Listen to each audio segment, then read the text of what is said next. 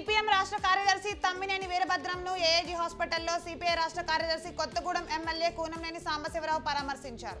Heart stroke తో Tammineni AIG హాస్పిటల్లో చేరారు. వారం రోజులుగా వైద్యులు ఆయనకు చికిత్స అందిస్తున్నారు.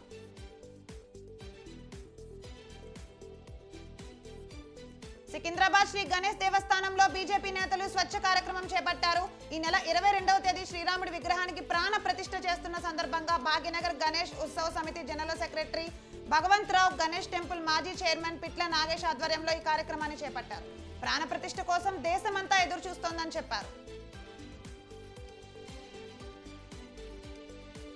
వికారాబాద్ పట్టణంలోని సుభాష్ నగర్ కాలనీలో డీఎస్పీ నర్సింహులు ఆధ్వర్యంలో సుమారు 80 మంది పోలీస్ సిబ్బందితో కార్డన్ సర్చ్ నిర్వహించారు. రైల్వే స్టేషన్ కు దగ్గరగా ఉన్నందున అనేక మంది వ్యక్తులు గుర్తు తెలియని వారు నివాసం ఉంటున్నారని డీఎస్పీ నర్సింహులు తెలిపారు. 40 2-వీలర్ వాహనాలు, 1 ఆటోను సీజ్ చేశామన్నారు.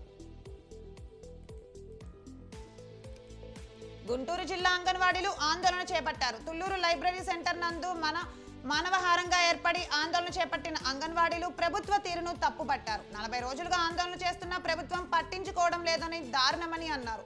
ఈ ప్రభుత్వం తీసుకువచ్చిన ఉత్పత్తి ఎస్మా చట్టానికి భయపడము అని చెప్పారు. ఇప్పటికైనా ప్రభుత్వం స్పందించకపోతే రాష్ట్ర బంద్ కు పిలుపునిస్తామని హెచ్చరించారు.